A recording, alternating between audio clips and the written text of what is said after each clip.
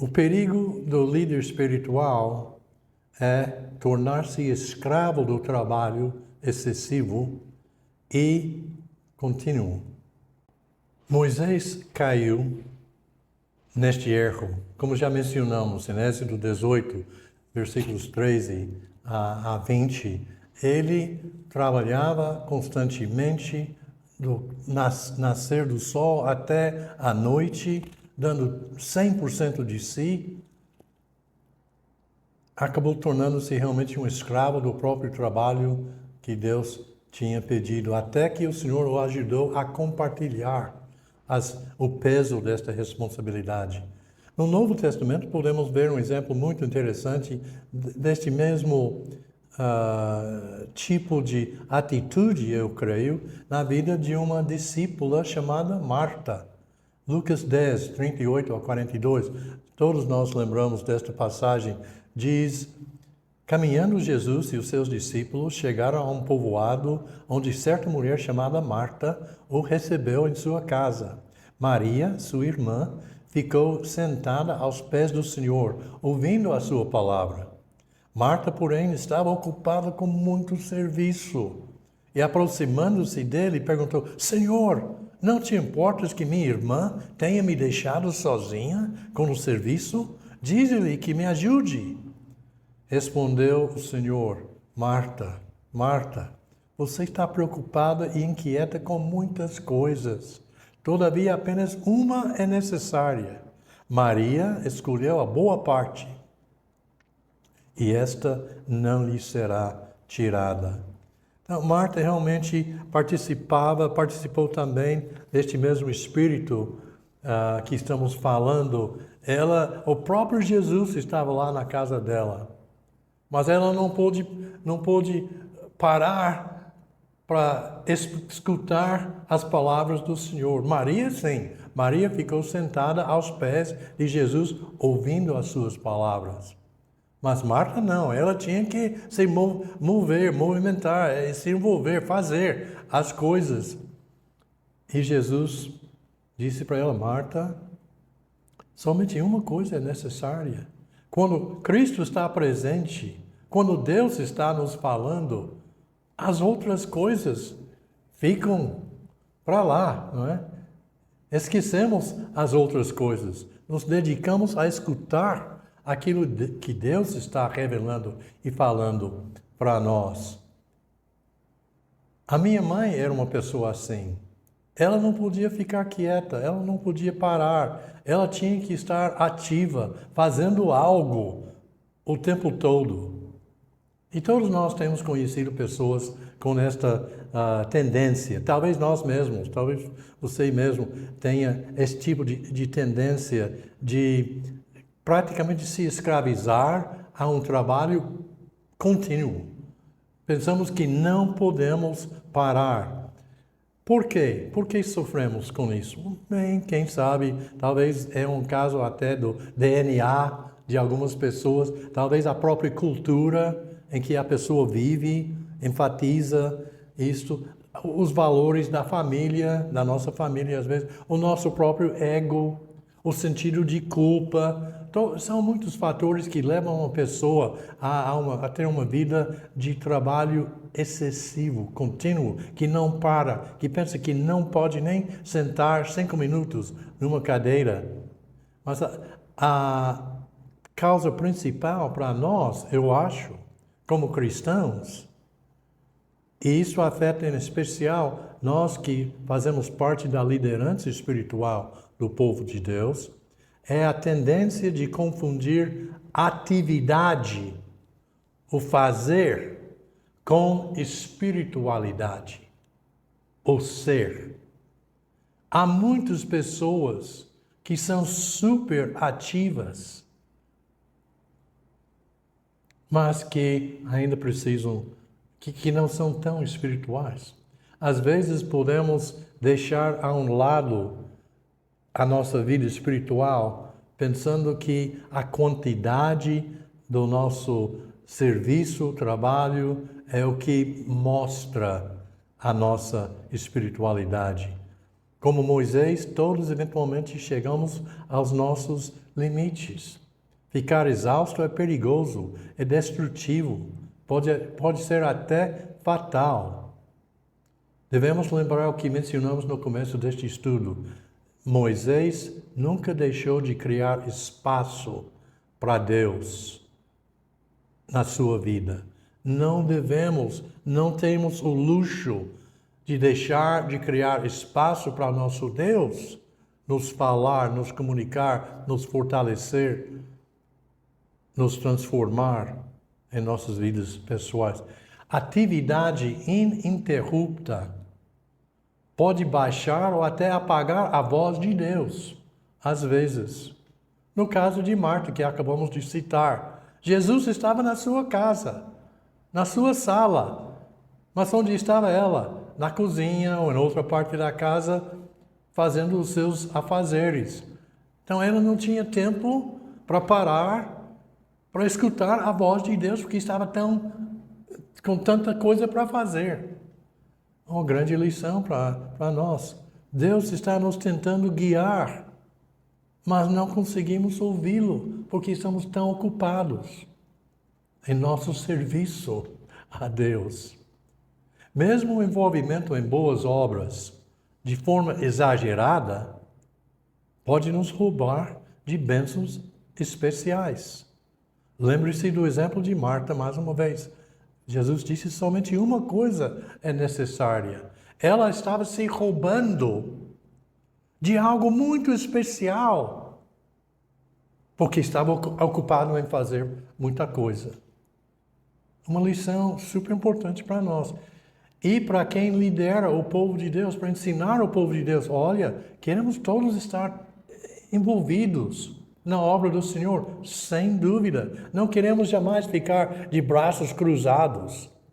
Estamos no serviço do Senhor, mas não devemos esquecer que há uma prioridade, primeiro, para aplicar a palavra do Senhor em nossas próprias vidas, espíritos, almas, e depois, baseado nisto, nos envolver no trabalho do Senhor. Assim não vamos ficar com baldes vazios.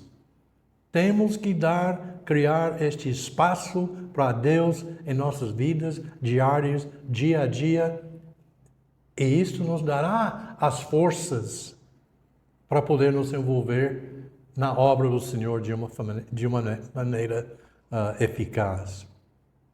Criar espaço para Deus nos permite escutar a voz de Deus.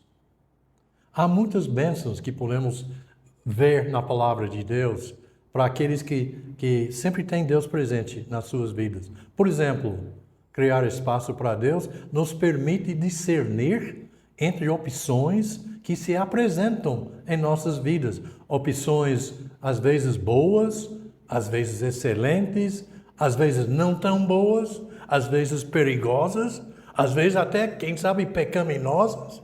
A gente passa por muita coisa na vida, não é?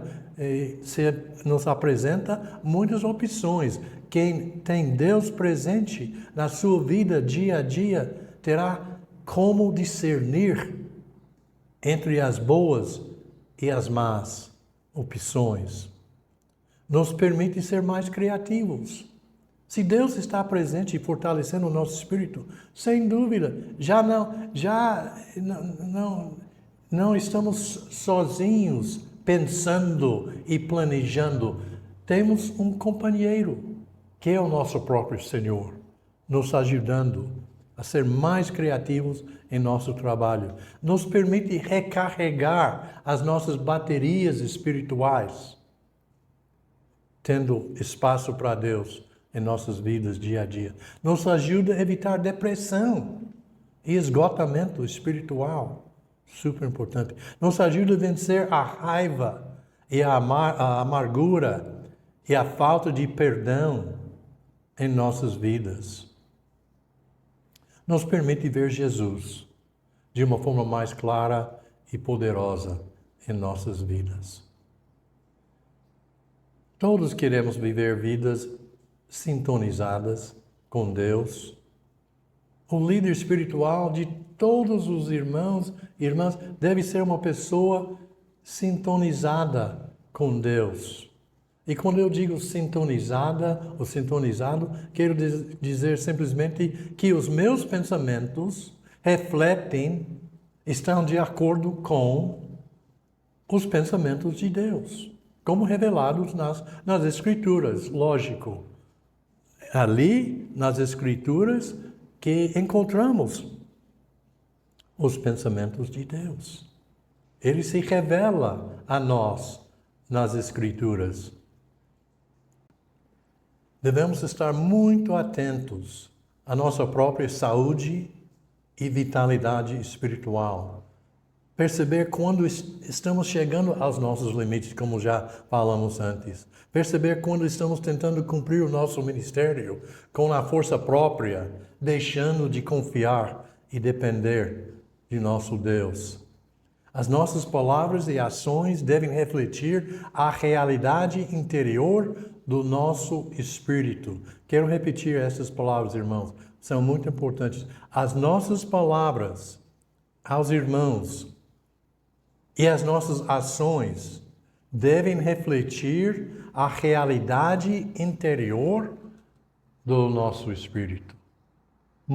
Não estamos falando só da boca para fora, falando palavras bonitas, falando palavras espirituais.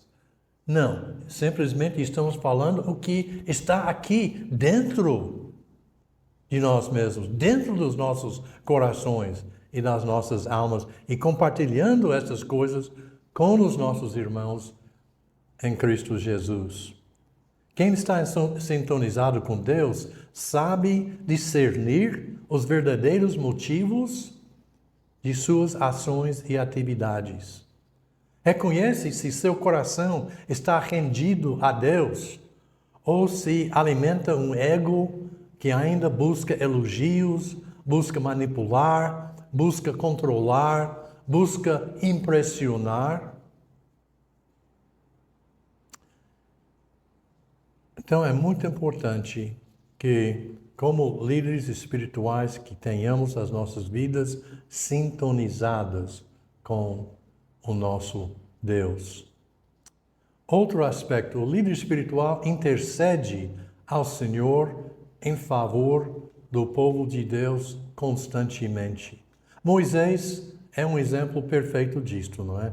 Ele intercedia ao Senhor em favor do povo, pedindo-lhe perdão quantas vezes. Por exemplo, em Êxodos 15, 22 a 25, lemos: Depois Moisés conduziu Israel desde o Mar Vermelho até o deserto de Sur. Durante 3 dias caminharam no deserto, sem encontrar água. Então chegaram a Mara, mas não puderam beber as águas de lá porque eram amargas. Esta é a razão porque o lugar chama-se Mara. E o povo começou a reclamar a Moisés, dizendo: Que beberemos? Moisés clamou ao Senhor, e este lhe indicou um arbusto. Ele o lançou na água, e esta se tornou boa. Somente uma ocasião de muitas, quando o povo chegava a Moisés, reclamava de sua situação. Qual foi a reação de Moisés? Interceder, orar ao Senhor em favor do povo. Em Números 11, de 1 a 3, diz: Aconteceu que o povo começou a queixar-se das suas dificuldades aos ouvidos do Senhor. Quando ele os ouviu, a sua ira acendeu-se, e o fogo da parte do Senhor queimou entre eles e consumiu algumas extremidades do acampamento. Então o povo clamou a Moisés, este orou ao Senhor, e o fogo extinguiu-se. E poderemos ler passagem após passagem,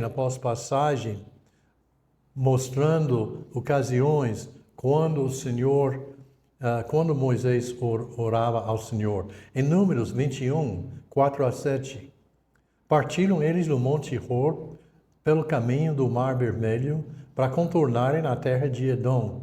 Mas o povo ficou impaciente no caminho e falou contra Deus e contra Moisés, dizendo: por que vocês nos tiraram do Egito para morrermos aqui no deserto? Não há pão, não há água, e nós detestamos esta comida miserável. Então o Senhor enviou serpentes venenosas que morderam o povo e muitos morreram. O povo foi a Moisés e disse: pecamos quando falamos contra o Senhor e contra você. Ore pedindo ao Senhor que tire as serpentes do meio de nós. E Moisés orou pelo povo. Não sei quantas vezes encontramos passagens assim, que o próprio povo reclamava, queixava diretamente de Moisés, o acusava de muitas coisas horríveis. Por que você nos tirou do Egito? Por que não nos deixou lá? Você nos trouxe aqui, não há nem água aqui neste deserto. E odiamos este maná que temos que comer todos os dias, etc, etc, etc. Isso aconteceu muitas vezes. Mas sempre que eles pediram, Moisés orou a Deus em favor do povo. Deve ser assim também com os líderes espirituais. Não perdemos a esperança. Não esperamos a perfeição da parte de pessoas imperfeitas. Não importa que eles nos ofendam, às vezes, ou até que nos acusem, às vezes, de motivos menos que nobres, não espirituais. O importante é que estejamos prontos, como foi no caso de Moisés, de levantar o povo diante de Deus, orar, interceder, suplicar em favor dos nossos irmãos e irmãs em Cristo Jesus. O chamado do Senhor, como foi no caso de Moisés, às vezes nos expõe a um mundo de dor, de decepção. É um chamado bem abençoado, maravilhoso, mas, ao mesmo tempo, nos expõe a um mundo de dor, de decepção, de desânimo, de fracassos, de sofrimento, que não teremos conhecido de outra maneira. Quantas vezes Moisés não deveria ter desejado voltar à sua vida tranquila de pastor de ovelhas em Midian? Já pensou? Lá, ele só tinha que preocupar-se com ladrões, fomes, secas, tempestades de areia, escorpiões, doenças, tédio. Mas nada igual a isto que ele estava enfrentando com os próprios israelitas. Quantas vezes ele não deve ter pensado: Senhor, permite que eu possa voltar para lá. Eu prefiro ficar com os escorpiões, não é? E com as doenças, e com as fomes, e etc, etc. Tempestades de areia. Tudo, qualquer coisa seria melhor do que isso que estou passando agora. Do ponto de vista dos israelitas, o esforço de Moisés em seu favor nunca foi suficiente. Nunca chegou na hora certa. Para eles, tudo era culpa de Moisés. Por exemplo, leiam comigo em Êxodo, capítulo 17. Vamos ver mais um exemplo de tudo que Moisés passava, tentando ajudar, liderar os israelitas. Começando no primeiro versículo. Toda a comunidade de Israel partiu do deserto de Sin, andando de um lugar para outro, conforme a ordem do Senhor. Acamparam em Refidim, mas lá não havia água para beber. Por essa razão, queixaram-se a Moisés e exigiram: dê-nos água para beber. Ele respondeu: por que se queixam a mim? Porque colocam o Senhor à prova. Mas o povo estava sedento e reclamou a Moisés: por que você nos tirou do Egito? Foi para matar de sede a nós, aos nossos filhos e aos nossos rebanhos? Então Moisés clamou ao Senhor: que farei com este povo? Estão a ponto de apedrejar-me.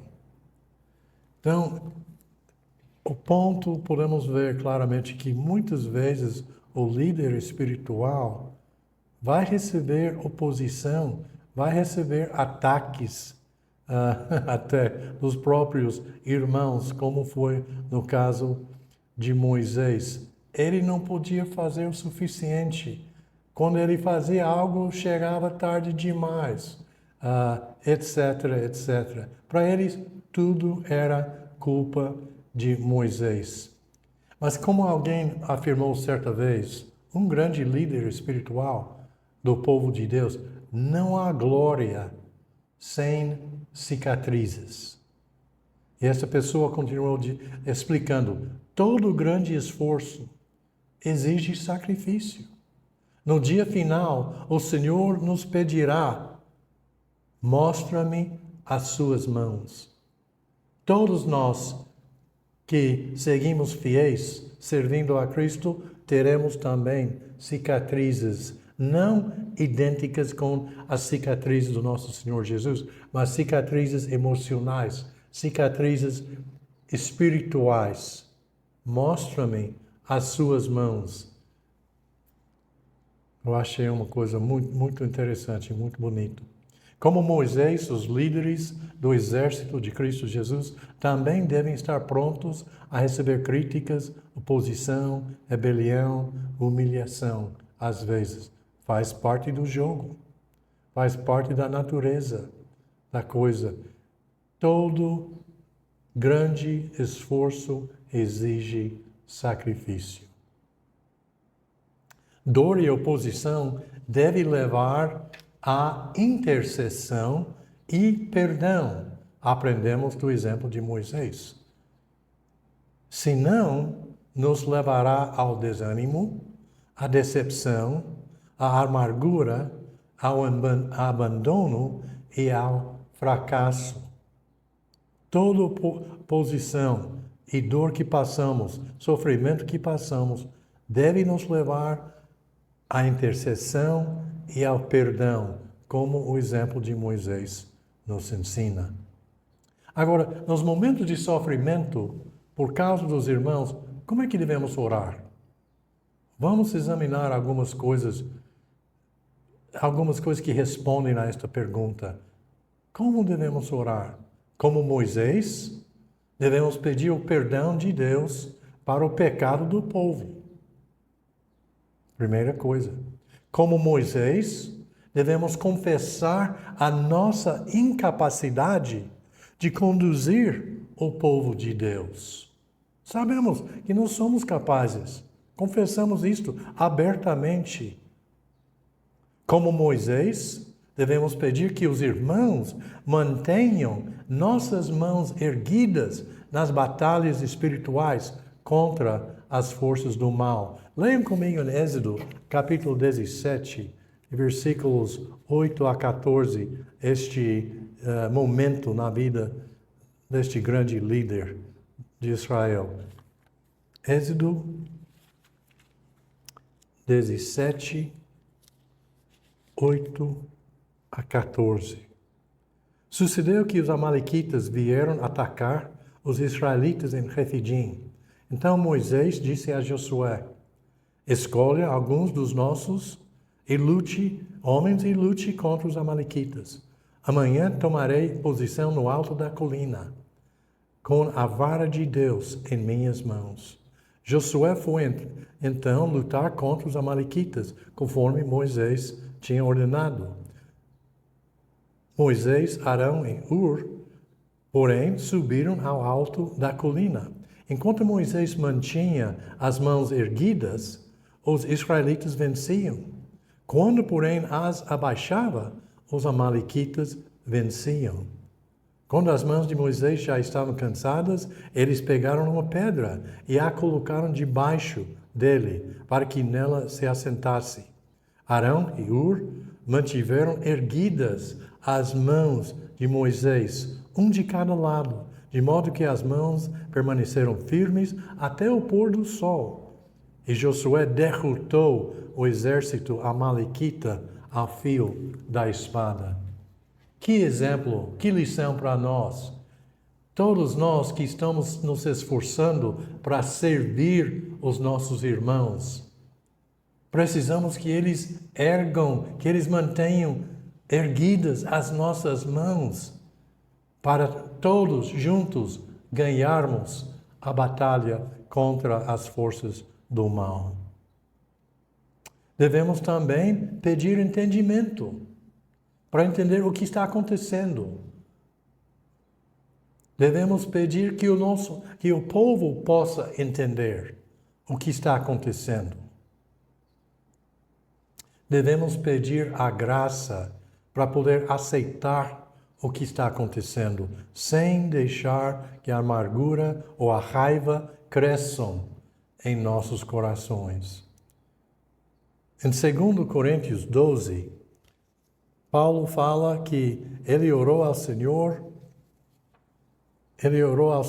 3 vezes, pedindo que o Senhor tirasse um espinho na carne, que ele vinha sofrendo. E a resposta do Senhor veio dizendo: a minha graça é suficiente. Paulo aceitou esta explicação. Aceitou e disse: então, se através da minha debilidade o Senhor manifesta o seu poder, eu vou me gloriar nas minhas debilidades, para que o poder do Senhor se manifeste. Devemos então pedir a graça, como Paulo nos dá este exemplo aqui, para poder aceitar o que acontece conosco sem deixar que a amargura ou a raiva cresçam em nossos corações. Devemos buscar uma solução de Deus para a nossa situação. Leiam comigo agora em Atos 16, de 6 a 10. Está falando aqui conosco sobre a segunda viagem missionária de Paulo. E ele estava evangelizando junto com a equipe dele, que foi com ele.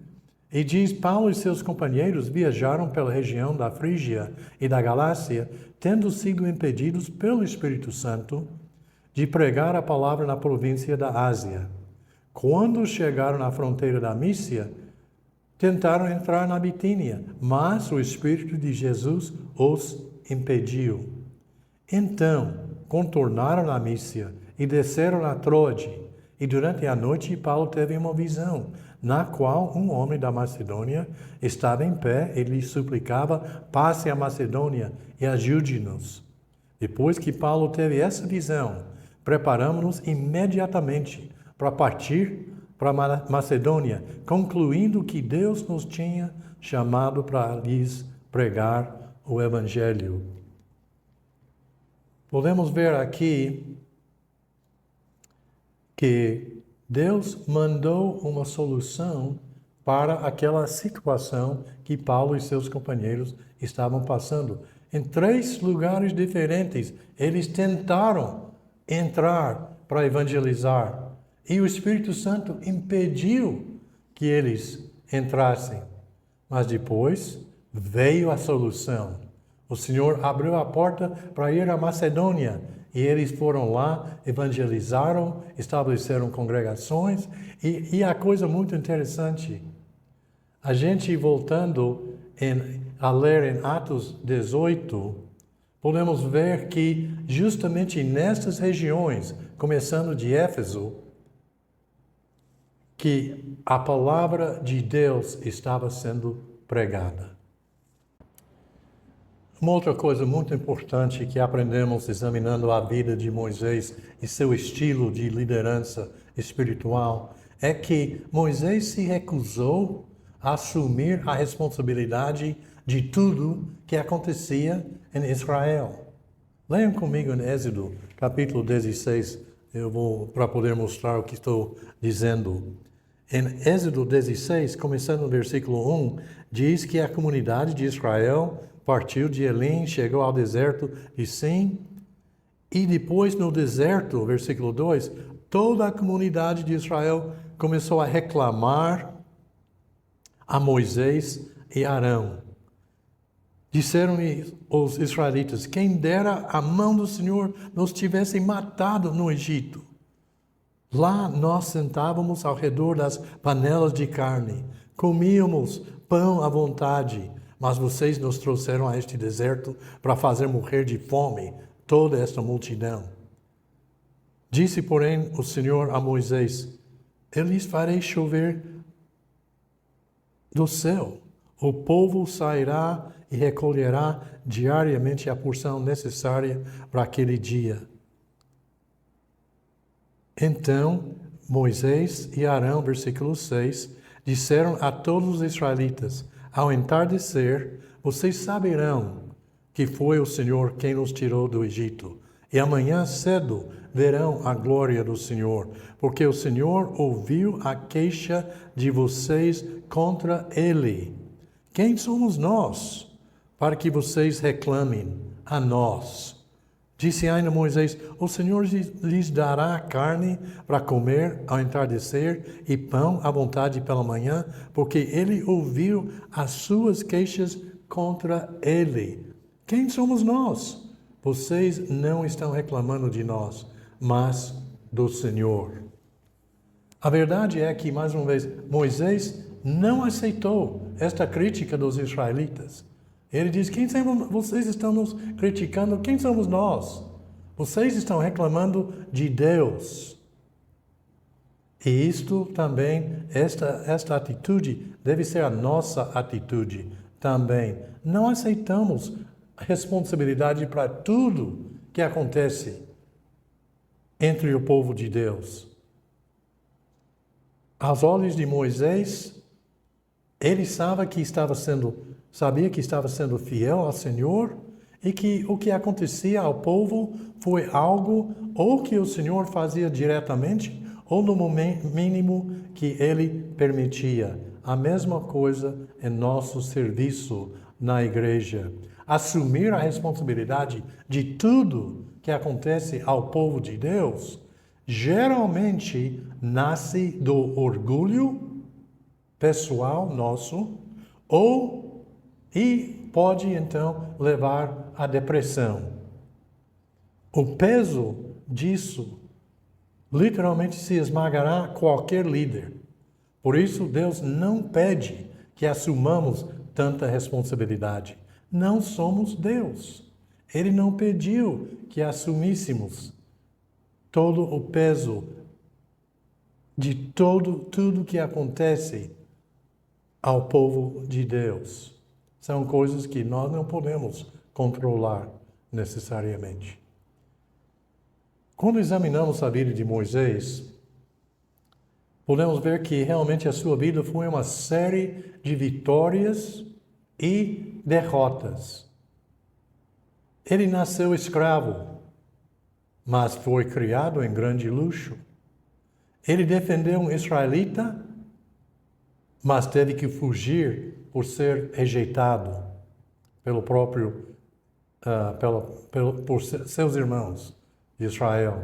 Ele teve que viver em condições muito humildes, no meio de um deserto hostil, cuidando de ovelhas durante 40 anos. Ele perdeu a coragem de libertar o povo, respondendo ao Senhor: quem sou eu para fazer o que o Senhor está me chamando a fazer?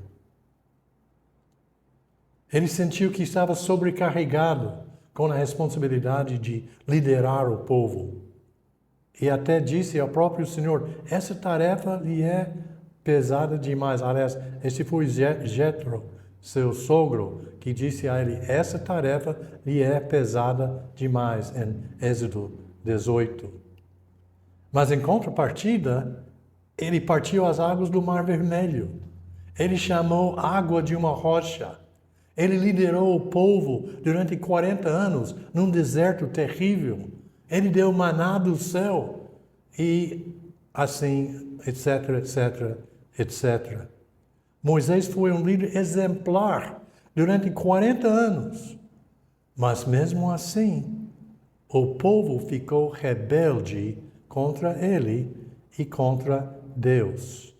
O que é que devemos aprender de seu exemplo. Simplesmente o seguinte: o líder pode fazer tudo certo e ainda assim o resultado desejado não é garantido. Não é garantido. Fazer tudo o que você pode fazer, usando os recursos e talentos que Deus lhe deu. É isso que nós, como líderes espirituais, devemos fazer. Dedicar-nos em 100%. Devemos criar espaço para Deus em nossas vidas diárias. Quer dizer, andar com Deus humildemente. Como diz Miqueias 6, versículo 8. Ele diz que o Senhor exige que pratiquemos a justiça, que amemos a fidelidade e que andemos humildemente com o nosso Deus. E devemos então entregar tudo nas mãos do Senhor. E o resto Ele fará. O resto Ele fará. Paulo diz em Efésios 3, mais uma vez, aquela passagem que já lemos várias vezes, que Ele é capaz de fazer infinitamente mais do que tudo que pensamos ou pedimos. Ou, como dizem algumas traduções, ou imaginamos. O resto, Deus é perfeitamente capaz de fazer por seu poder que atua em nós. Estas são as lições que podemos ver e aprender da vida de Moisés. Outra lição muito importante sobre o nosso desafio como líderes espirituais. O Senhor respeita o livre-arbítrio humano. E por isso os resultados finais nem sempre são o que Deus espera ou deseja, o que nós imaginávamos. Uma lição muito importante. O Senhor respeita o livre-arbítrio de cada ser humano. Aquele direito de escolher: vou servir a Deus? Não vou servir a Deus. A decisão é nossa. E o Senhor respeita esta decisão. Agora, todas as decisões, sabemos, trazem consequências. Não é verdade? Se decidimos, seguimos um caminho saudável, um caminho santo, um caminho que obedece à orientação de Deus, os mandamentos de Deus, então isso nos levará a certas bênçãos. Se decidimos rejeitar o seu caminho, que podemos, mas isso também nos levará a certas consequências. Interessante observar que nenhum membro da nação de Israel que saiu sob a liderança de Moisés, aquele grande líder, nenhum membro entrou na terra prometida, com exceção de Josué e Caleb e as suas famílias. Não é uma coisa incrível? Estamos falando sobre um dos maiores líderes de todos os tempos, Moisés, e nenhuma das pessoas que ele liderava, que ele libertava da escravidão do Egito, entrou depois na terra prometida. O próprio Moisés não entrou na terra prometida. Você lembra, já lemos a passagem em que Deus, o povo, de novo, estava reclamando que faltava água. Então o Senhor disse a Moisés: tudo bem, você leva Arão, vai lá diante desta rocha e você fale à rocha, e a rocha dará água suficiente para todos da nação beberem, e dar água também para os seus rebanhos. Moisés, de tão frustrado estava, foi lá, em vez de falar à rocha, ele bateu na rocha 2 vezes e também dava a impressão que era ele que ia dar esta água para Israel. Vocês são rebeldes, vocês querem que eu dê água para vocês? Então, pum, pum. Ele bateu com sua bastão 2 vezes e saiu a água. Mas depois o Senhor disse: porque vocês não me santificaram diante do povo de Israel. Quer dizer, não deram crédito a Deus por aquilo que ele estava fazendo. dando água da rocha, vocês também não vão entrar na terra prometida.